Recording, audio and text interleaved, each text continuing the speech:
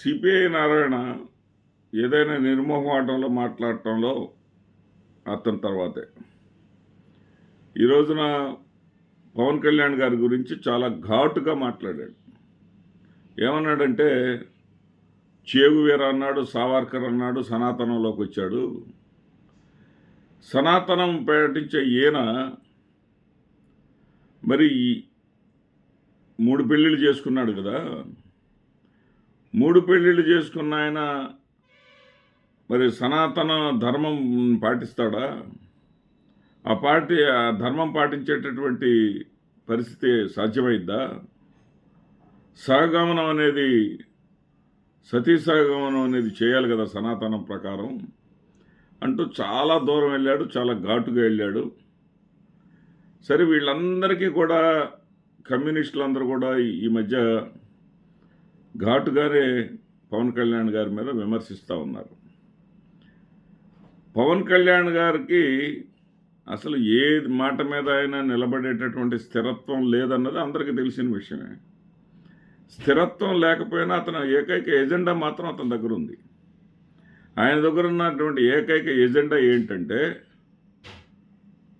జగన్మోహన్ రెడ్డి గారిని రాజకీయంగా ఎదగనీయకూడదు.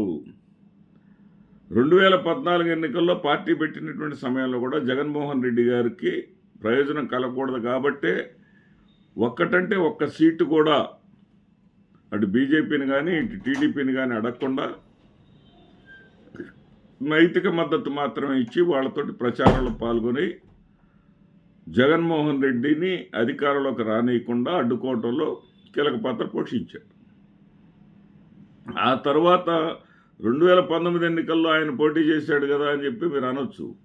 2019 ఎన్నికల్లో ఈ కమ్యూనిస్టులతో కలుపుకొని అతను చెగువీర అని చెప్పుకొని, సావర్కర్ అని చెప్పుకొని ఏదేదో వేషాలు వేశాడు కాబట్టి, ఎర్రకండవా కట్టుకున్నాడు కాబట్టి, ఆ ఎర్రకండవాన్ని పక్కన పెట్టేసి ఇప్పుడు కాషాయాన్ని మళ్ళీ జైజలు పలుకుతున్నాడు కాబట్టి వాళ్ళు మాట్లాడతారు. కానీ అప్పుడు ఎర్రకండవాన్ని కప్పుకుంది, అప్పుడు చంద్రబాబు నాయుడికి సహాయం చేయటానికే. కానీ జగన్మోహన్ రెడ్డి గారు ముఖ్యమంత్రి అవుతారనుకుంటే మాత్రం అప్పుడు కూడా కండవా కప్పుకునేవాడు కాదు. జగన్మోహన్ రెడ్డి గారి ముఖ్యమంత్రి కాకుండా ఉండాలి అంటే చంద్రబాబు నాయుడు గారి ప్రభుత్వం మీద విపరీతమైనటువంటి అసంతృప్తి ఉంది. అసంతృప్తిని బీజేపీకి నెట్టేయటంలో చంద్రబాబు నాయుడు కొంతమేర సక్సెస్ అయ్యాడు. బీజేపీతో తెగతెంపులు చేసుకున్నాడు. ఇప్పుడు నేను వచ్చేసి ఇంకేదన్నా కాసిన కూసిన ఓట్లు ప్రభుత్వానికి వ్యతిరేకంగా ఉంటే అవి నేను వేయించుకుంటాను, నా పార్టీ తరఫున ఈ కమ్యూనిస్టులతో పొత్తు పెట్టుకొని, బీఎస్పీతో పొత్తు పెట్టుకొని నేను వేయించుకుంటే చంద్రబాబు నాయుడు సేఫ్ అనుకున్నారు. కానీ గేమ్ తిరగబడింది, బొమ్మ తిరగబడింది. బొమ్మ తిరగబడిన దగ్గర నుంచి పవన్ కళ్యాణ్ మనస్తత్వమే మారిపోయిందండి. వెంటనే మళ్ళీ కాషాయం, వెంటనే మళ్ళీ బీజేపీ, మళ్ళీ వెంటనే సనాతన ధర్మం. ఎంత స్థాయికి వచ్చాడంటే తెలుగుదేశం పార్టీ అయినా సరే మరి లౌకిక పార్టీగా తనకున్నటువంటి ముద్రని చెరిపి వేసుకోలేక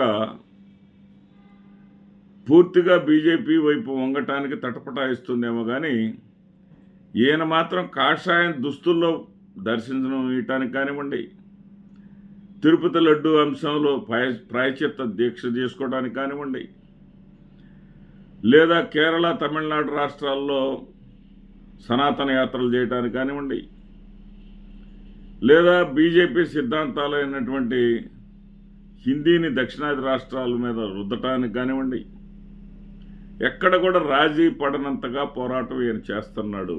ఎన్ని చేసినా, ఏం చేసినా అతని స్థాయి ఏంటో అతను తెలుసుకొనే చేస్తున్నాడు.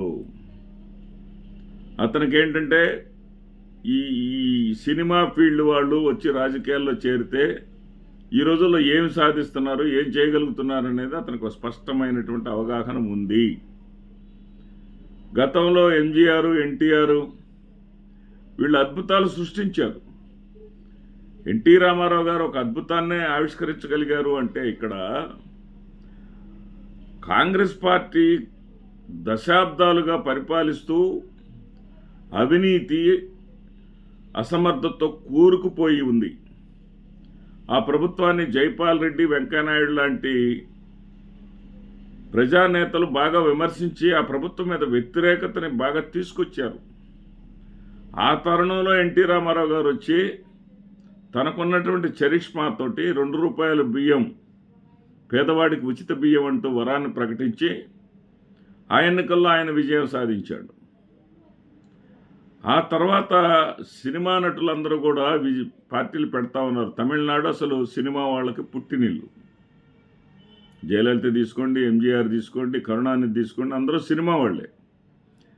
సినిమా వాళ్ళకి పుట్టినిల్లు అయినటువంటి ఆ తమిళనాడులోనే ఆ సాంప్రదాయానికి అడ్డుకట్ట వేశారు అనడానికి రజనీకాంత్ విపరీతమైనటువంటి మరి పాపులారిటీ ఉన్నటువంటి రజనీకాంత్ ధైర్యం చేయలేకపోవటం సొంతగా పార్టీ పెట్టడానికి. పోనీ సొంతగా పార్టీ పెట్టినటువంటి విజయకాంత్ కానివ్వండి, కమల్ హాసన్ కానివ్వండి, ఆశించిన స్థాయిలో ప్రభావాన్ని చూపించలేకపోవటం. వీళ్ళేంటంటే ఒక 10% లోపు ఓట్లను మాత్రమే సాధిస్తున్నారు. ఆంధ్రప్రదేశ్ రాష్ట్రంలో చిరంజీవి ఏదైనా 18% సాధించాడు, కానీ తమిళనాడులో ఎక్కడ కూడా ఈ తరం వాళ్ళు, ఇప్పుడు నేను చెప్పిన వాళ్ళు ఎవరు కూడా ఆ 10% అనేటటువంటి పర్సంటేజ్ ఓట్స్ని సాధించలేదు. ఆ సంగతి బాగా గుర్తెరిగి ప్రవర్తించుకుంటున్నాడు పవన్ కళ్యాణ్ గారు. చాలా గుర్తెరిగి, తన స్థాయి ఏంటో తనకు తెలుసుకొని అతను తన కార్యకర్తలనే ప్రశ్నించాడు. మనకేముంది, మనకి బలముందా, బలగముందా, అన్ని స్థానాలకు పోటీ చేయగలిగేటటువంటి పరిస్థితి ఉందా అని కూడా అన్నాడు. నిజానికి 21 స్థానాల్లో జనసేన మనం పోటీ చేస్తే 21 స్థానాల్లో ఒక 10 లోపే ఉంటాయి జనసేన ఒరిజినల్ క్యాండిడేట్స్, మొట్టమొదటి నుంచి జనసేనలో ఉన్నవాళ్ళు. 10కి పైగా తెలుగుదేశం పార్టీ నుంచి వచ్చిన వాళ్ళు, ఒక ఎంపీ అయితే ఏకంగా వైఎస్ఆర్సీపీ నుంచి వచ్చినవాడు బాలశౌరి, అదేవిధంగా కొంతమంది ఎమ్మెల్యేలు కూడా, తిరుపతి ఎమ్మెల్యే కూడా వైసీపీ నుంచి వచ్చినవాడే. ఇట్లా వైసీపీ టీడీపీలకు చెందిన వాళ్ళకి స్థానాలు ఇచ్చుకోవాల్సినటువంటి పరిస్థితి 21 సీట్లలోనే జనసేనకు ఉందన్న సంగతి బాగా తెలిసినటువంటి వ్యక్తి పవన్ కళ్యాణ్. సంస్థాగత నిర్మాణం తను చేయలేను, ఈ రాష్ట్రాన్ని ఒక 5 ఏళ్ళో 10 ఏళ్ళో పరిపాలించి మరి ఆర్థికంగా నిలదొక్కున్నటువంటి పార్టీలు అయితే ఏదైనా చేయగలవు, కానీ నేనేమి చేయలేను. మా అన్న విషయంలో నేను చూశాను, మా అన్న కూడా పార్టీని నడపలేక మరి కాంగ్రెస్ పార్టీలో మెర్జ్ చేసి ఉన్నాడు. పార్టీని నడపడం అనేది నా వల్ల కూడా అయ్యే పని కాదు అన్న సంగతి బాగా తెలిసినటువంటి వ్యక్తి పవన్ కళ్యాణ్. బాగా తెలుసు కాబట్టే జగన్ జపమే చేశారు. అక్కడ కూడా జగన్ మీద వ్యతిరేకతని ప్రోది చేయటానికి ప్రయత్నం చేశాడు. జగన్ని దుర్భాషలాడటానికి ఆ వేదికను ఎంచుకున్నాడు తప్ప ఎక్కడ కూడా పథకాల ప్రస్తావన తేలేదు. ఎందుకంటే పథకాలు తనకు సంబంధం లేదు, చంద్రబాబు నాయుడు ఏదో ఇచ్చుకున్నాడు, ఎందుకంటే రేపు ఏదైనా వ్యతిరేకత వచ్చినా కానీ తనకు తగ్గలకూడదు అదేనేటటువంటి విధంగా. ఎక్కడ కూడా పాలనలో ఉన్నటువంటి వైఫల్యాలని అంతకుముందు ప్రస్తావించాడు గట్టిగానే. హోంమంత్రిని చేత కాకపోతే రిజైన్ చేయి, నేను వస్తానని చెప్పేసి అన్నాడు. శాంతి భద్రతలు దారుణాతి దారుణంగా ఉన్నాయన్నాడు. ఆడపిల్ల బయటకు వచ్చి తిరగలేనటువంటి పరిస్థితిలో ఉందన్నాడు. కానీ అక్కడ ఏమీ మాట్లాడలా. ఏమీ మాట్లాడకపోవటమే కాకుండా 40 ఏళ్ల తెలుగుదేశం పార్టీని నిలబెట్టాను, 40 ఏళ్ల చరిత్ర ఉన్న తెలుగుదేశం పార్టీని నిలబెట్టాను అన్నాడు. నిలబెట్టాను అనటంలో అర్థం ఏంటంటే, నేను చేసింది చాలా ఉంది. నా ఏకైక ఎజెండా జగన్మోహన్ రెడ్డి గారిని ముఖ్యమంత్రి కాకుండా చేయటమే, జగన్మోహన్ రెడ్డి గారి రాజకీయ పురోగతిని నిరోధించటమే. ఆ సిద్ధాంతానికి నేను కట్టుబడి ఉన్నాను. మీతో పొత్తు కలవటానికి భారతీయ జనతా పార్టీ సిద్ధంగా లేదు. అది నిజం కూడా, అందరికీ తెలిసినటువంటి విషయం. ఆ భారతీయ జనతా పార్టీని దాడిలోకి తీసుకొచ్చి మీతో పొత్తు నేను కలిపాను, నేను కలపబట్టే మీరు నిలబడ్డారు. నేను బయటకు వచ్చేంత వరకు కూడా మీకు అసలు బయటకు వచ్చి వైఎస్ఆర్సీపీ మీద పోరాటం చేసేటటువంటి పరిస్థితి కూడా మీ దగ్గర లేదు. మీరు చాలా హీనాతిహీనమైనటువంటి స్థితిలోకి వెళ్ళారు. రోడ్ల మీదకు రావడానికి కూడా దడుస్తున్నారు. నేను రోడ్డు మీద పడుకున్న తర్వాత మాత్రమే మీరు బయటకు వచ్చారు. 3.5 సంవత్సరాలు పరిపాలన పూర్తయ్యేంత వరకు వైఎస్ఆర్సీపీ మీద ఎలాంటి అసంతృప్తి లేదు ప్రభుత్వం మీద. జగన్మోహన్ రెడ్డి గారు విపరీత పోకడలను నేను ఒంటరిగా తీసుకెళ్ళలేను. చంద్రబాబు నాయుడు గారు అయితే ఆయన మీడియా ఉంటుంది, బలంగా ప్రజల్లోకి తీసుకెళ్తాడు. పరిపాలన వేరు, విపరీత పోకడలు వేరు.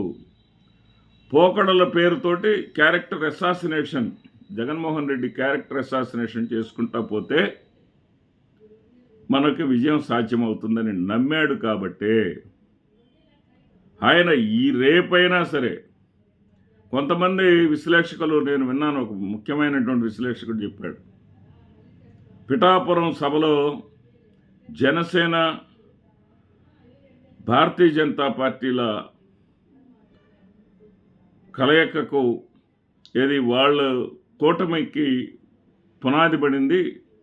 రేపు రాబోయే ఎన్నికల్లో తెలుగుదేశం పార్టీ లేకుండా వీళ్ళు వెళ్ళేటటువంటి అవకాశాలు కూడా ఉన్నాయని ఒక ఆయన ఎనలైజ్ చేశాడు. కానీ నేను పూర్తిగా దాంతో విభేదిస్తున్నా. ఎందుకు విభేదిస్తున్నానంటే, ఆ పరిస్థితి పవన్ కళ్యాణ్ కొని తెచ్చుకోడు. తను 10% లోపు వాడే. ఎందుకంటే నిన్న పొత్తు ఉన్నా వచ్చింది ఆయనకు 5.4% మాత్రమే. కాబట్టి ఆయన పరిస్థితి అది, ఆయన స్థితి ఏంటో, ఆయన పరిస్థితి ఏంటో అతనికి బాగా తెలుసు. భారతీయ జనతా పార్టీ ఏంది, ఇద్దరికి వచ్చిన పర్సెంటేజ్ తీసుకున్నా 8%, బిలో 10%. ఈ పరిస్థితి అతనికి స్పష్టంగా తెలుసు. కాబట్టి విపరీతమైనటువంటి ధోరణులు జగన్మోహన్ రెడ్డి గారివని ప్రజల్లోకి మనం తీసుకెళ్తా ఉన్నాం. ఆ తీసుకెళ్ళటంలో చంద్రబాబు నాయుడు డబ్బులిచ్చి పోషించేటటువంటి మీడియా ఒకటి ఉంటుంది. ఆ మీడియా తీసుకెళ్ళి విపరీతంగా ఇక జగన్మోహన్ రెడ్డికి ప్రజలు ఓట్లు వెయ్యరు అనేటటువంటి కాన్ఫిడెన్స్ వచ్చినప్పుడు, జగన్మోహన్ రెడ్డి గారు రాజకీయంగా మనల్ని ఏమీ చేయలేడనేటటువంటి ధైర్యం వచ్చినప్పుడు మాత్రమే తెలుగుదేశం లేకుండా వీళ్ళు ఇద్దరు పోటీ చేయడానికి సాహసిస్తారు. అంతేగాని ఈ లోపుగానే వాళ్ళు ఆ సాహసం చేయరు. జగన్మోహన్ రెడ్డి గారిని అధికారంలోకి రాకుండా చేయాలన్న తన ఏకైక ఎజెండాకి మాత్రం కట్టుబడే ఉంటాడు పవన్ కళ్యాణ్. ఇది నా ఓపెన్ ఛాలెంజ్. ఇది కాదనే వాళ్ళు ఎవరన్నా ఉంటే మీ కామెంట్ ద్వారా తెలియజేయండి. నమస్తే.